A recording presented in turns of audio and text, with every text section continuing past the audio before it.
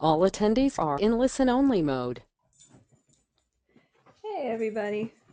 Go ahead and if you could, please just raise your hand if you can hear my voice and see my screen. Great. Great. Excellent. All right, I'm just going to go ahead and put your hands down. I hope everyone is doing well on this Wednesday. Um, and yeah, today we are going to do something a little different in class than what we've been doing for the past few sessions. For the first half of class, we will be talking about breadboards, which you have been doing a bit in your labs. And then we're going to move on to looking at the hangman code line by line and going through that. But before we start on that, the first thing is that Mr. D is going to come on and he is going to talk to you guys about a challenge you can do if you have the Fly to Learn X-Plane software.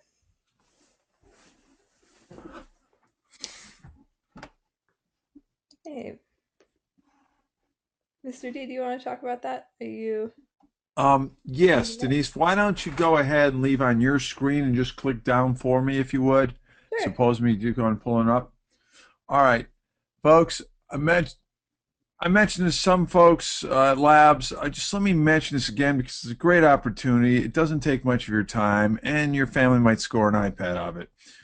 We've got the Fly to Learn Challenge coming up. It's February 23rd, and all you have to do is submit a plane and a screenshot showing you that your score. Um, if you're not in the fall class, you won't have the software. If you plan on doing it in the spring, your next fall, then you can pick up the software. Otherwise, I would get someone else in the class who's already had it and share their software. And certainly, yeah, do not go out and buy the software if you're not don't think you'll be in the class next fall. All right, let me put it this way: don't buy the software if you're just for the contest. If you think, hey, I'd really like to do design, it's an awesome simulation program. It's a great simulator. Involves Playmaker, allows you to design things. So that's a good reason to get it. To enter a contest is never a good reason. Okay, plus return. All right, for those who were in it last year, if you go in the menus on Fly to Learn, if you go into X-Plane, go in the menus. If you go under Special, you'll see if you get down to the bottom of Special, you can see Show Fly to Learn Challenge, and that's what you would click on. So this is you go into X-Plane, you click on Show to Fly Learn Challenge, and even if you don't want to enter in the contest, you might want to do the challenge anyways because it's fun. It calculates your score based on how much stuff you delivered, what your payload you delivered, divided by the time it took and the fuel you burned. Okay? Denise, thank you. When you start it up, you're going to see something like this. You can do any plane with it, but the contest planes call for a Van RV-10.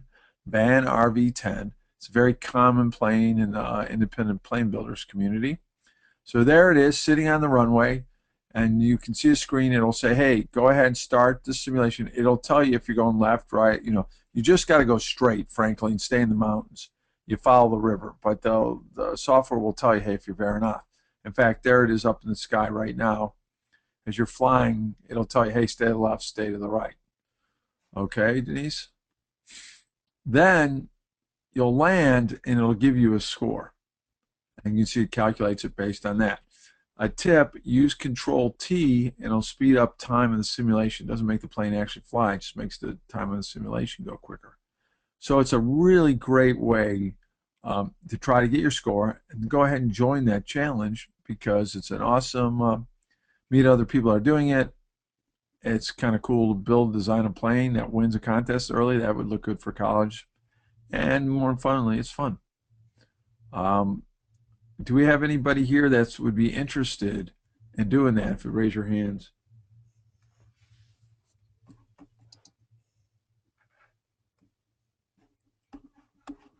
All right.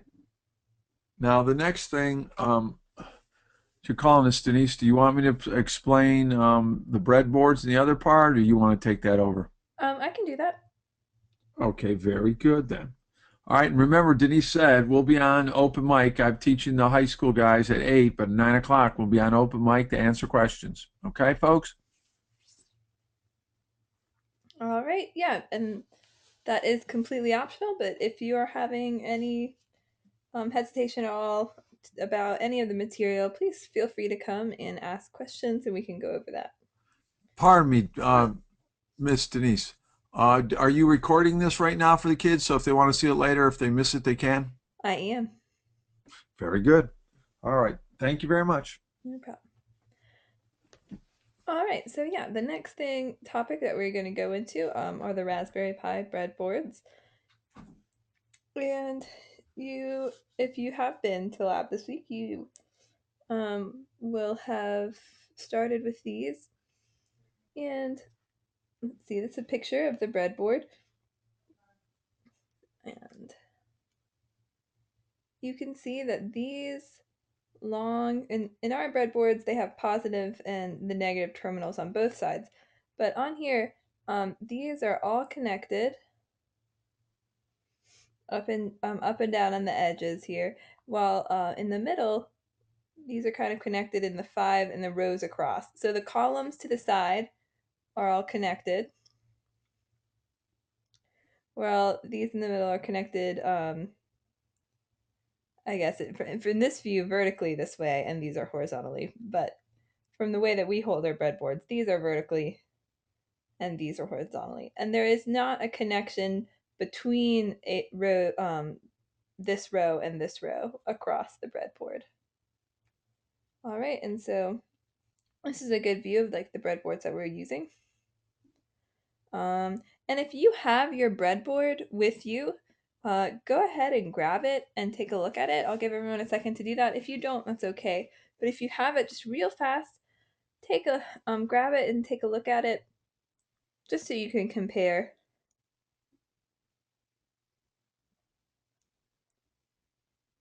And so when you're plugging your wires in and your LEDs in, it's just important to understand that these positive terminals here, they're connected, all of them vertically. And so with the same with these negative terminals. While towards the center, the groups are horizontally connected, not vertically connected at all. These are not connected vertically, just horizontally, and not across this little boundary here, this little rivet. Okay, does anyone have a question with that so far?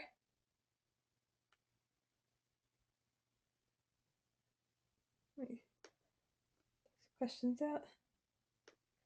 Sebastian, do you have a question? Hey, Sebastian. Oh, no, I don't. Oh, I sorry. think my hand was just... No problem there. All right, so we're going to move right on through. All right, and so this kind of this picture explains why the breadboard is like these are connected vertically, and you can see these metal lines. Those connect the terminals vertically, and this isn't a great picture because this is turned on its side. But these bars that go across, they go across this way on the rows, and you can see that how they're individual bars and they don't go up and down, so that they're not in columns here. They are across. All right, so let's go ahead and take a look at this setup. This is an Arduino, and we'll be getting to use these a little bit later on in the course. And right now we're using it just as a battery. And what happens in this setup, to get this LED to light, we have the positive bringing power into the breadboard, and that goes into the positive terminal here, right? And so this positive travels up this metal line that we saw over here, right? This metal here. It travels up and it gets to this resistor. And from the resistor, it moves over from the positive and into this line here, this line 5. And we're on 5B, and you can notice that it goes over to 5A. Goes to the long end, the long leg of the LED up into the LED, and then over here into the negative end of the terminal, the ground, which goes to the ground and then back into the Arduino. And so that's our circuit there,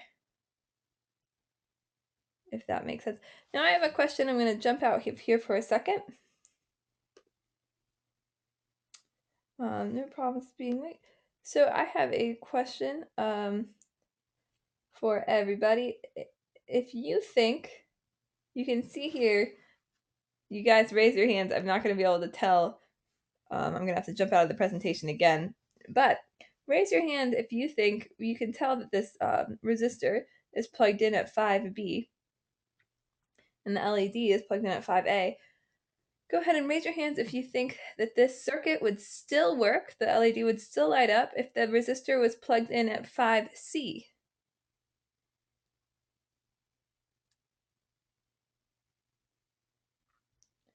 All right, yeah, we have about half of the hands up, and it would go ahead and light up still, and let's take a look at why.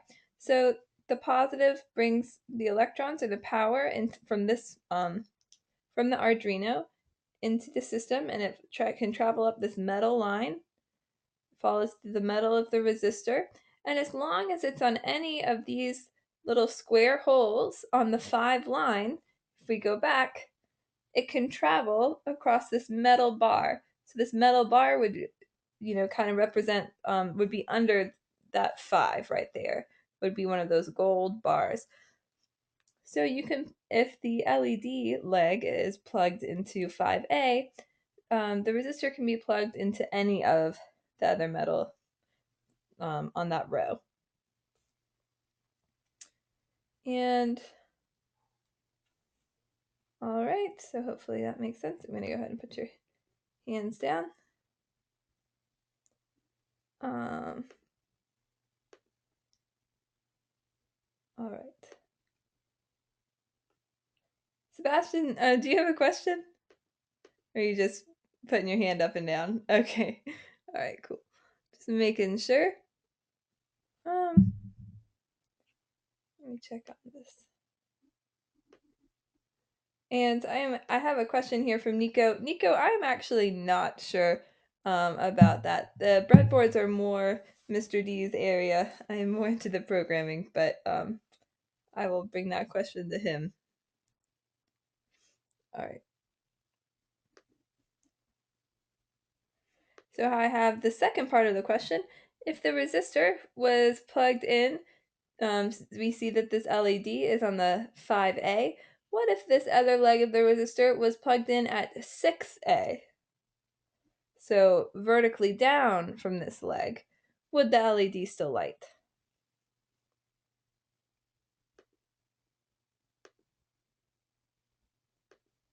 All right, I'm getting a lot of responses.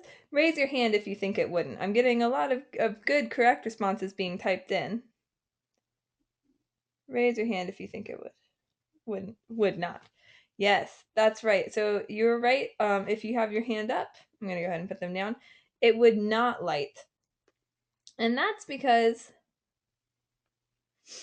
this resistor is bringing the power over, right? So this red cable is bringing the power, quote unquote, from the Arduino over into this column here, and the resistor is bringing it over to whichever row this leg is plugged into. If it was plugged into 6A, it would be bringing this power over to anything else plugged in the row, but not the column. So the power would not be able to travel up into this leg of the light bulb. So anything on this row with this metal leg plugged in, the power can travel over and go up into the light bulb, and then it needs to have a ground. And it can make that circuit there. All right, so let's take a look at this breadboard here. And I'm going to give everyone a minute. Type into the questions box what you think is wrong with this circuit and why this light bulb is not on. What is missing here? Or what's not correct?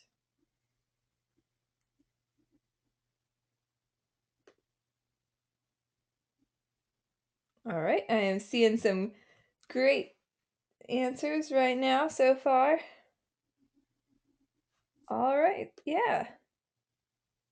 Great, I'm gonna put my head down. Yes, excellent. So I'm seeing a lot of great correct answers. There is no positive wire, no hot wire as they are called. Nico got that.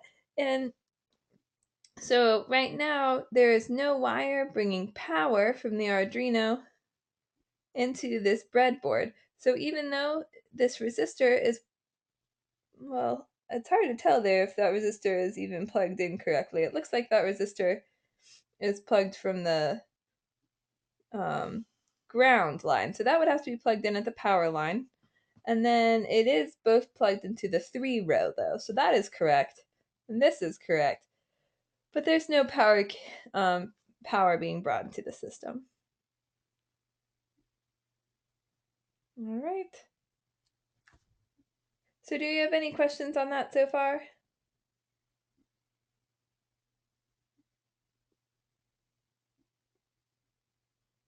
Let me see. All it is doing is sending electricity through the metal, correct? Yeah, Robbie, it is. So there's some different things happening.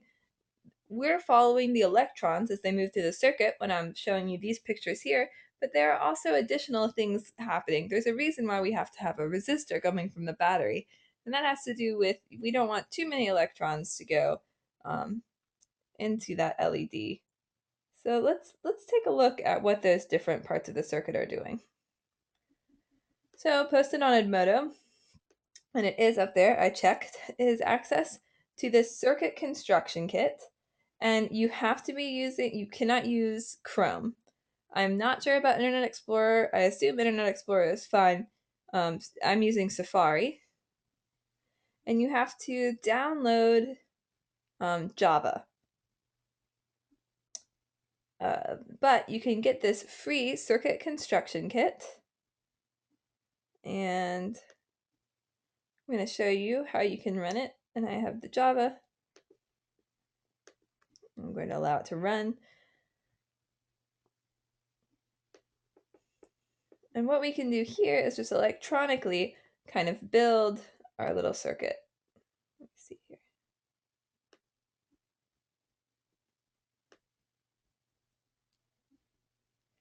All right, so we have our wire, and right now you kind of control it by grabbing those red circles. These little blue balls are the electrons, and I'm going to turn them off right now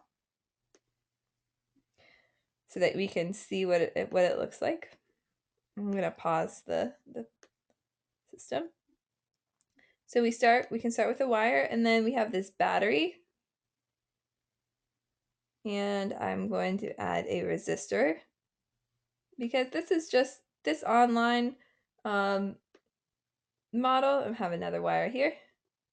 This online model does not use an LED. It uses a regular light bulb, but we want to get in the habit of having a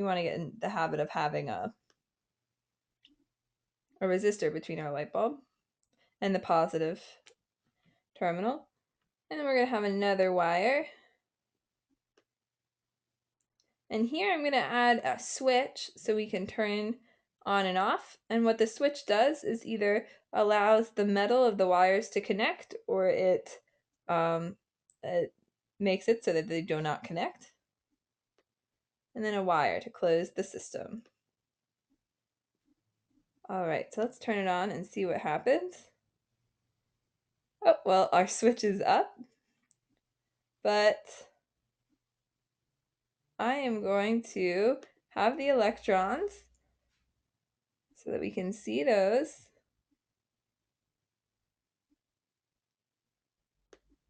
Pause here. And oh, how do we gonna close the switch? There we go. And you can see the electrons moving through the battery and through the light bulb. And we can also try different things. For example, we can increase the voltage of the battery. you can see the light bulb getting brighter and brighter. And you can also see the electrons speed up. And when you increase the resistance, let's show values here.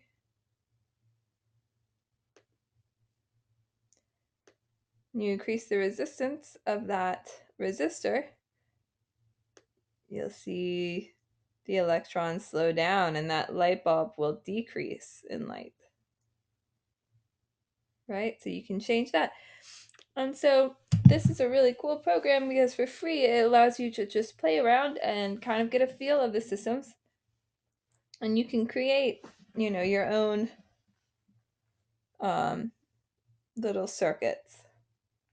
And also you have this lifelike option, and you can also see the schematic.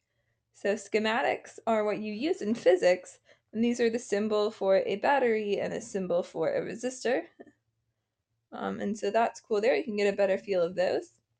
And once you think you have mastered the circuit, maybe you want to first add in another light bulb, get like a parallel circuit. But once you think you've mastered that, they have this fun option up here where you can include a pencil. Let's get back to lifelike and take out, remove the wire and try it with a pencil and see if it works. Ooh.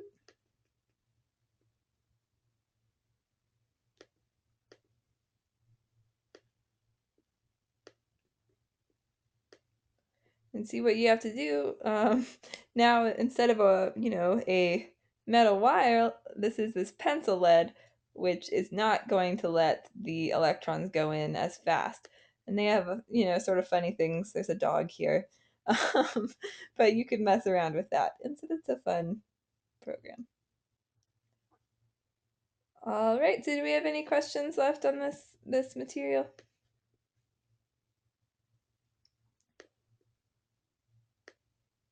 Hey, Sebastian, do you have a question? About the breadboard. If you have the red wire, be quiet, please. If you have the red wire or the hot wire and it goes to the resistor and the resistor is touching the if it's touching the LED light leg, would it still light? It should, yes. Guys, get out of here right now. It should still light as long as um Get out of as here long right as now. there's still a ground, then it should still light, yes. All of you, get out, Fab. All right, Sebastian, does that answer your question? What? Does that answer your question? Yes, it does. All Thank you. right, great, no problem.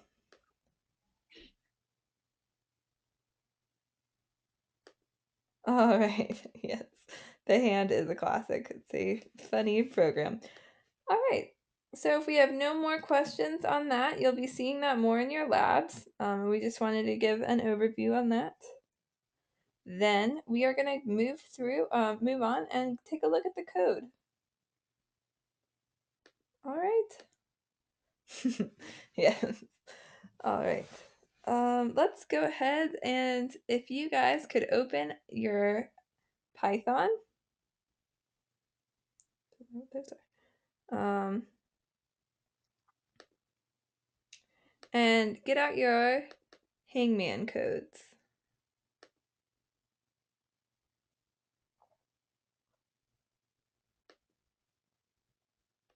All right, and once you have your hangman code up, hopefully you guys have those, then go ahead and raise your hand.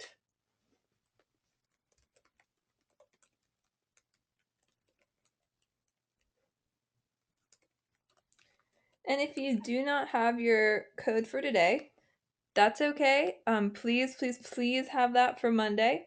And go ahead and just put your hand up so I know that you're ready to move on.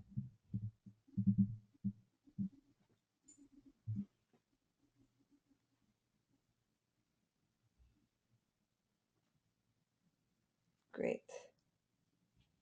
Gonna give another minute.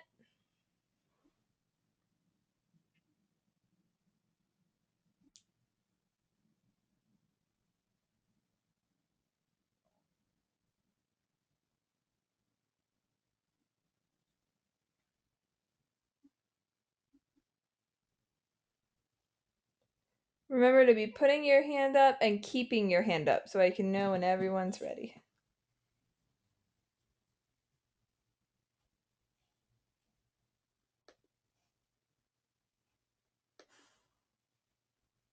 All right, and just a reminder, as like I said before, it's okay if you do not have the code for today, but please have that for Monday. And thanks for letting me know.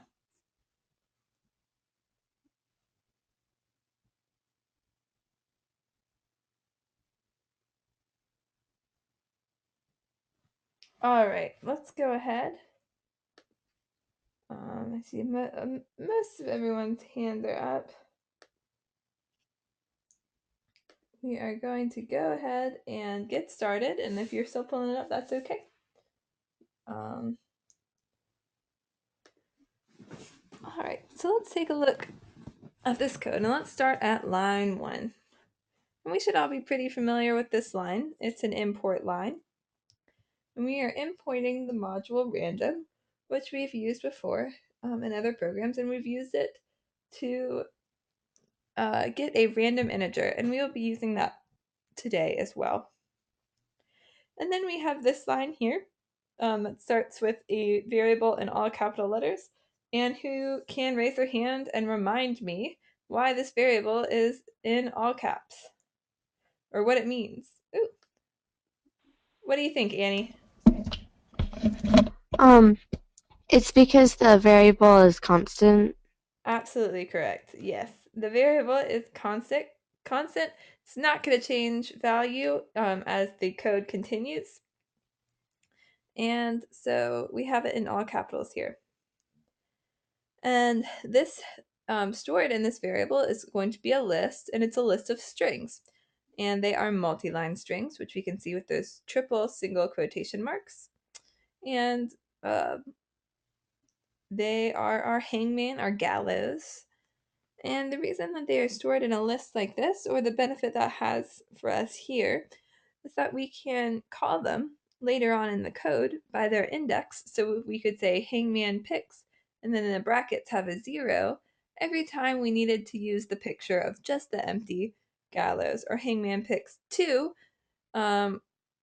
every time we needed to see this picture here when our user has made 2 wrong guesses, right? So we don't have to worry about some strange code where we would be adding these symbols. We'll just have each individual picture as the arms and the legs get added.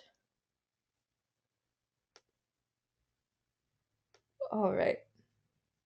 And then we have, and then the end of the list, and then we have another variable. And this variable has this long list, not a list, no, this very long string.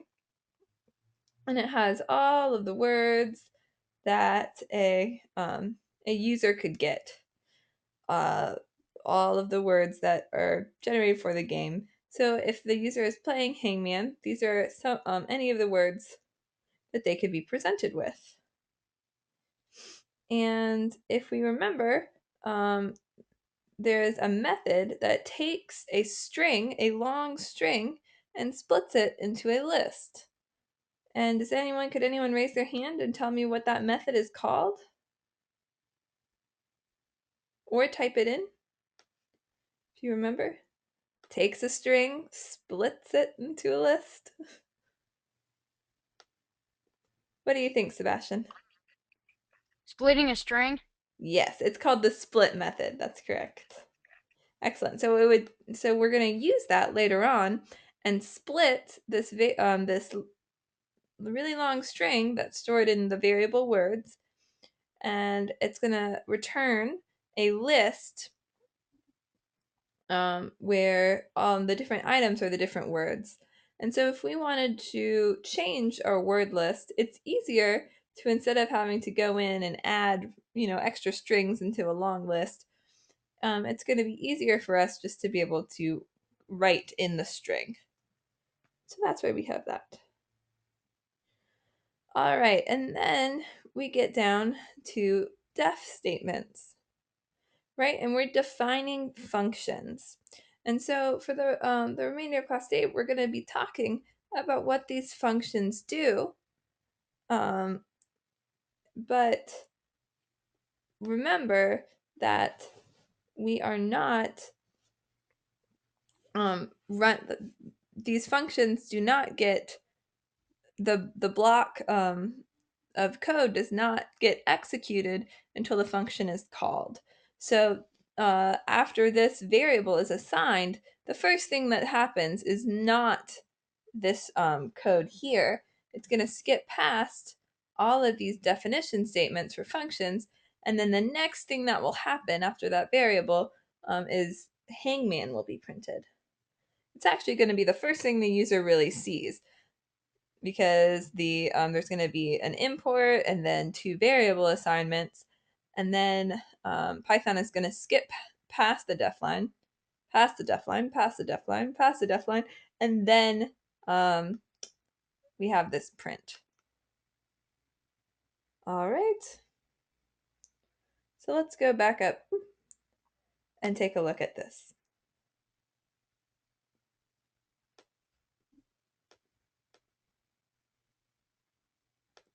All right. I have a question here. Oh, Evan, I see that you had typed in split. Great. I have a question from Annie. Annie, you're saying that the import on yours is orange, but everything else is green. And that does worry me, because if something is green, it means that it is a string. So random should definitely not be a string. Make sure that you're not putting single quotations around it. And if you're not, then go ahead and send me that file and then I can take a look at it for you. All right. So this function, we can see what it does here in the comment. It returns a random string from the past list of strings. And what that means is we're going to give this function a list of strings, a list of words. And so that will be word list. So in this word list, quote unquote, this is a variable made up for the definition. But when we call the function, we're going to put in parentheses a list, or a variable that a list is saved in. And the function is going to return one word from that list. And the way it determines which word gets returned is it creates a random integer, and that integer is going to be the index of the word that is chosen. So let's take a look, see if you remembered a little bit about this. All right, so I'm going to pull up my Python shell, and you guys can as well work along with me. I'm going to create a list of fruit: apples, bananas, pears, oranges,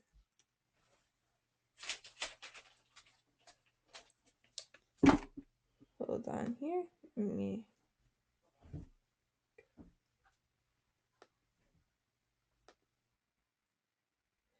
All right.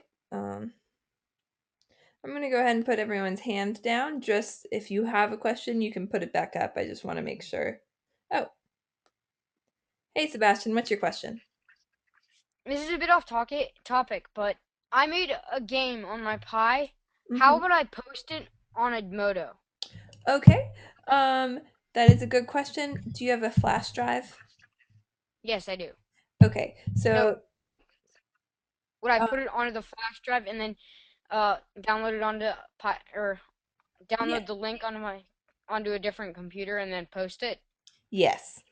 And you're going Okay. to want to unplug your keyboard to do that, and not your mouse. Okay. All right. Thanks. No problem. All right, so back to here. So we know if we take the length of fruit, it counts how many items, how many strings are stored in that list. And so the length of fruit is going to be 4. And if I want to use a string in this list, For example, if I want to print, I really love space, and then I want to print the string pairs along with that, I can call the list and then give the index for pairs, which is 2, right? Because Apple's index is 0, 1, 2.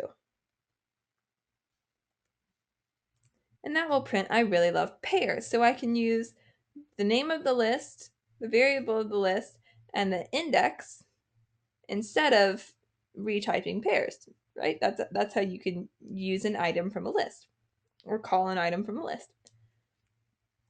And again, the length of fruit, the number of items in the fruit, is 4. But there is no item that corresponds to fruit 4.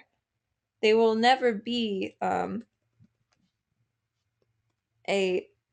item that corresponds to the length of. So a list will never have an item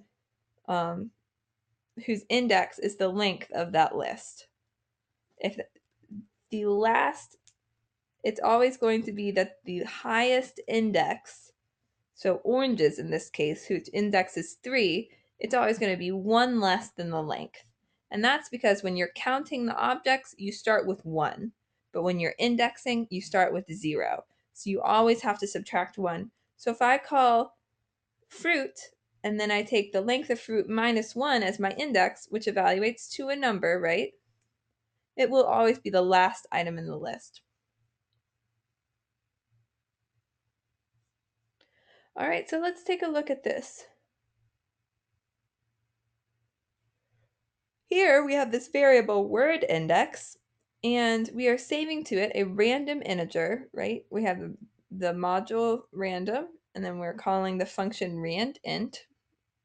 And the random integer can be from 0 to, and it can be from 0 to the length of the list that gets passed to this function minus 1, right? Because we want, for example, if we were going to be choosing a random integer for our list of fruit to call a random fruit, we would want it to be from 0 to 3. We'd want it to be from 0 to the length of fruit minus 1, because 3 is the highest index. So let's take a look at that. So let's have our random int. Oh, first we have to import random, because we have to import the random module even if we're using shell. And then once that's imported, let's make a variable called random int. And we're going to use our random module and attach to it a random integer that can be anything from 0 up to and including the length of our list, fruit, minus 1, because that's going to be the highest possible index. All right, and so now we have that random integer. So let's take the list and give it that index of the random int. And what is the response going to be? We don't know exactly what the response is going to be, but what form will it come in? You guys can go ahead and type in what you think it will be. What is this going to evaluate to? Is it going to evaluate to an integer? Is it going to not respond at all? Is Python not going to respond? Go ahead and type what you think when I press enter what is going to happen. Evan, do you know what's going to happen, or did you have a question?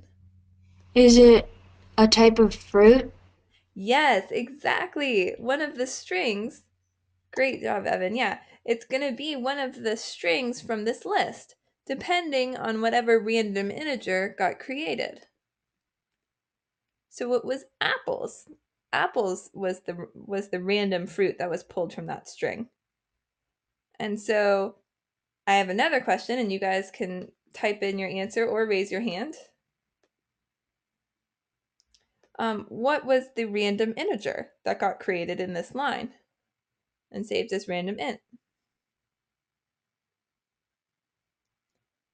This time I'm going to call on Sebastian. What do you think, Sebastian? If the fruit was apples. Wait, what did you say the question was? That's okay. If the fruit was apples, what was the random integer created in this 0. line? 0, absolutely correct. Yeah.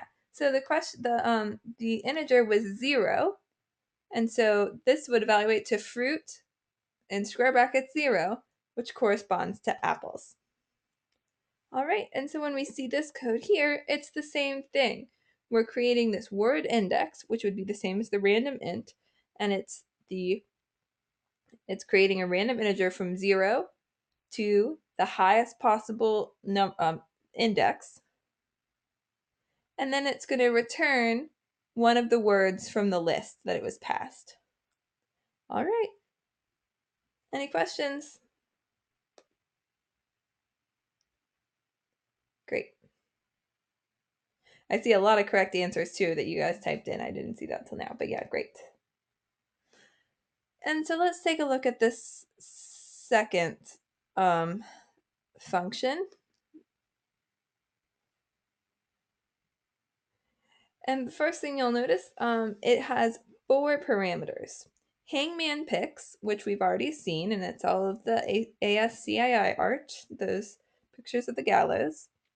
And then it's missed letters, correct letters, and secret word. And remember, this function, we're not going to use it till we call it. And if we look down at this code down here, missed letters, correct letters, that's defined before we call that function. We call it here, display board. So all of this and the secret word, these are all defined before we call the function. So right now, when we use them in this function, it might not make as much sense to you because you're not sure what they are. But when we can explain this function now, and by the time we get to the end of the code, everything should come together really nicely, and you should have a good understanding, hopefully.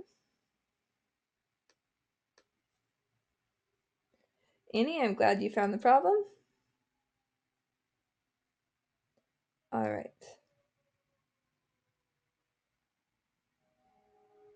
And so,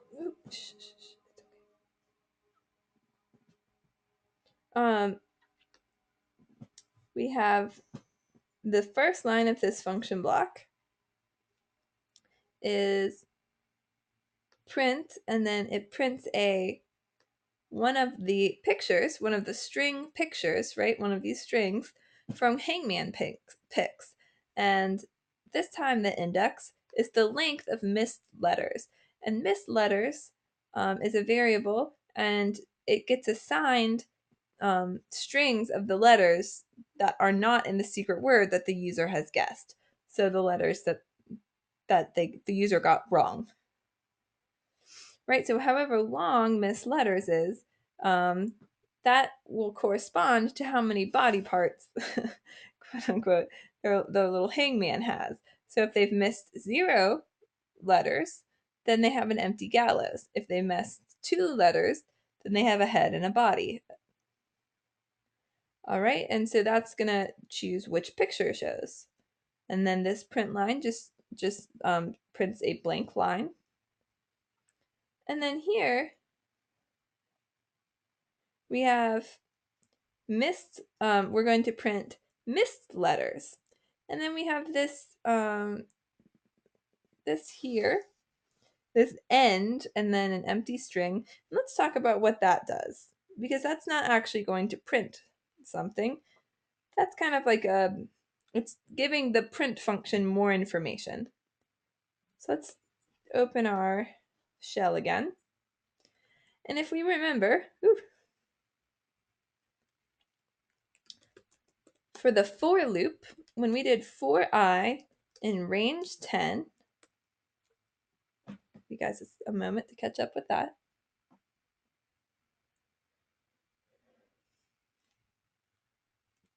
Print I.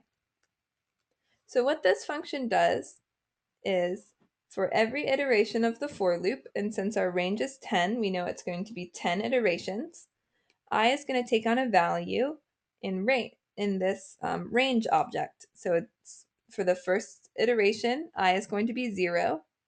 It'd be like the 0th iteration. You could also call it that.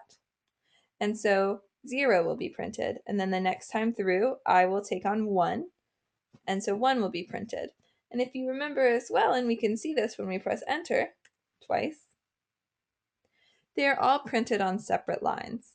Because if you just have this print function, what it is going to do, it is going to print whatever it's supposed to print and then automatically move down to the next line for the next line of code or the next print command.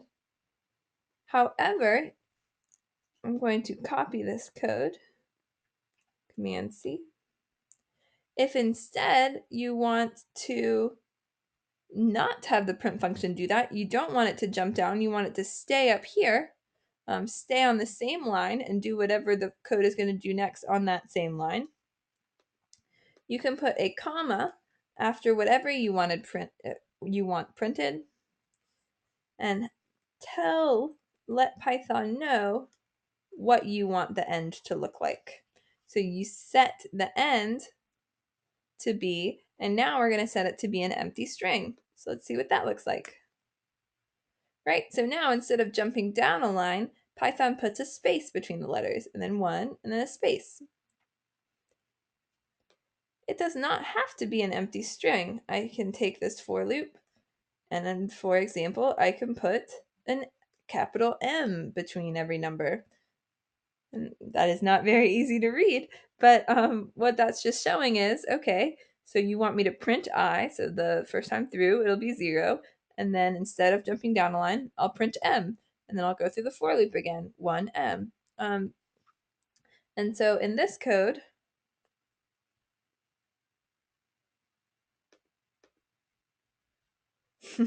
someone says here that they did I in range. I think they got a million there, and it was not a good idea. That's very true. You are going to get a long iteration there, too long. But you can quit it. You can press that red X and stop the code. All right. So for this, oh, here we are. So this line here just prints missed letters. And then instead of jumping down a line, whatever happens next in the code is going to happen on the same line with this missed letters. So what happens next would be this for loop. And so this letter is just a temporary variable like I is. And it's saying for letter in missed letters. And we can remember that missed letters is the string of letters that the user has guessed that have not been in the secret word. And then it prints the letter, and then it wants to make sure it all continues on one line with this end here. So what it's doing is it's going through the string of missed letters, and it's printing every letter next to this line here, missed letters. All right. So what this is doing is just showing the user, here are the letters that you have missed so far, so that the user can know and not guess that again. And we've seen that in Hangman before, hopefully. So let's take a look at this line here. Oh, and then this print line just prints a blank line. So this line here, we have blanks equal to, and then we have this underscore symbol times the length of the secret word. And the secret word, what this variable stands for, is going to be the word that is chosen from the word list that we get using this function. So let's take a look. I'm going to open back up the Python shell.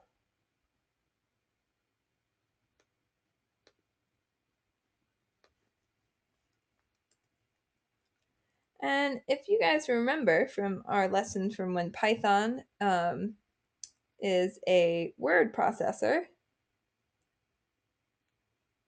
you can type any string and multiply it by an integer.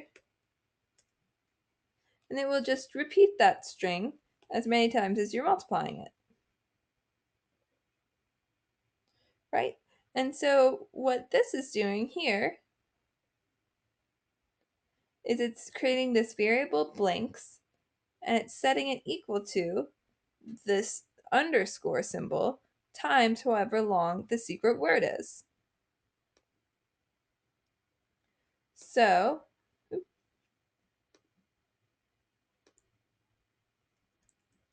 you guys can get to the underscore symbol, it's next to the 0, and you have to press shift.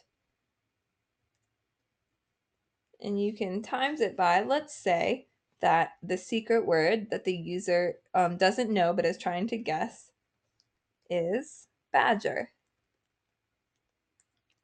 Then, kind of what this line does is it creates these 5 blanks, right? Because badger is, these 6 blanks. And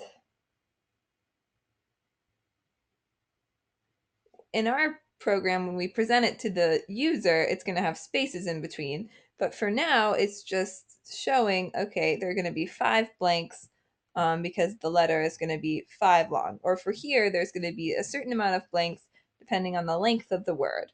And we're going to use this part in this next section where we go through and kind of blank by blank, we build the secret word depending on how many correct letters the user has guessed. So filling in the lines. All right, so that's going to be all that we get through today. I'm going to take a poll real fast on how you guys think about what you guys think about my pace as I go through this code. Go ahead and launch the poll.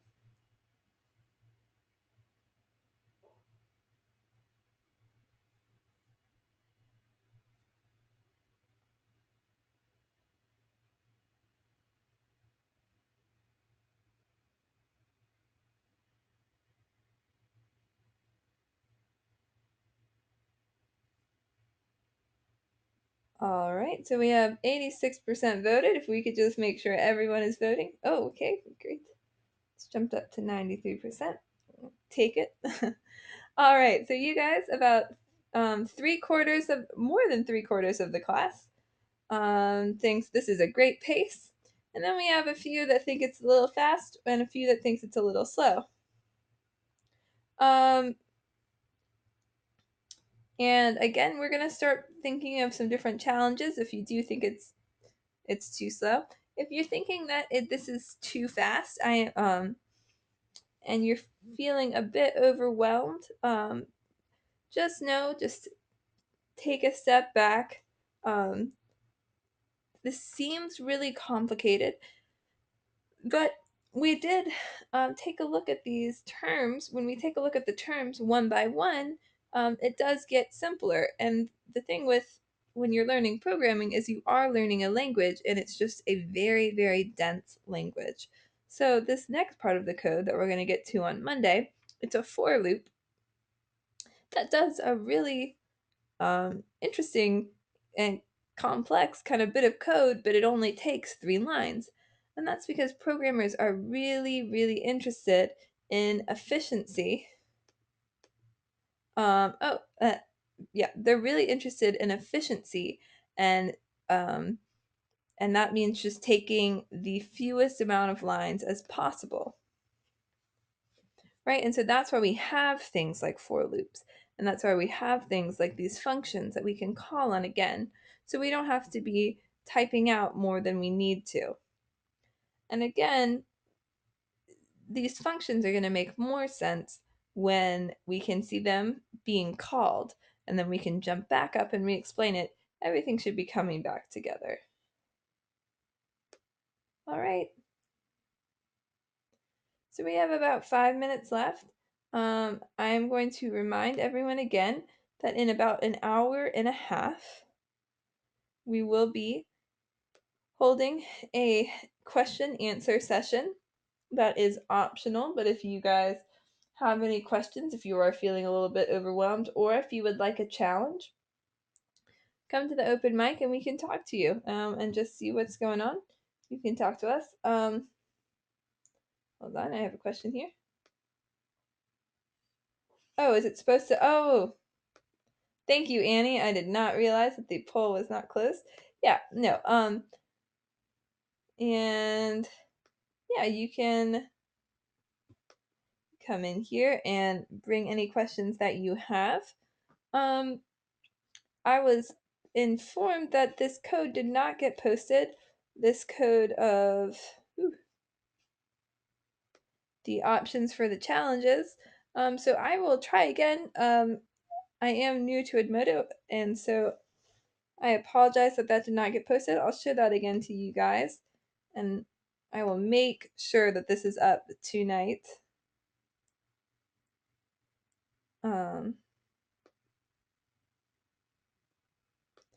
Right, so this is the code that you have to type, and it times it.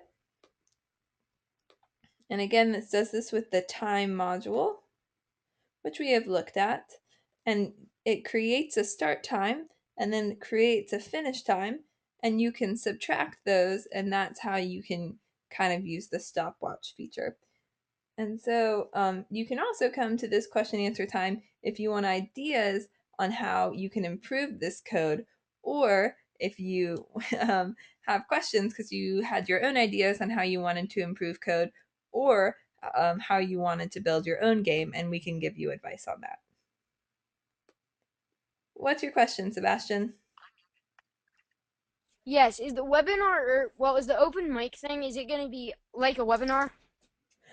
It's going to be similar to a webinar in that we'll be using this software, but different from a webinar in that we do not have planned slides for it. We're just going to have our Python open, and we'll have our, if you guys need to send us files over email, we'll have that available. But other than that, if there are no questions and no one really shows up, we'll end up, ending it early. Okay. We don't have anything prepared for it. It's just if you have a question. Um, do we have uh lab this upcoming Friday? Middle school lab should be this week. Yes. Okay. All right. All right. And any more questions other than that? All right, guys. I hope you enjoyed this lesson, and I will see you guys on Monday. And please make sure and have your hangman code. Thanks, guys.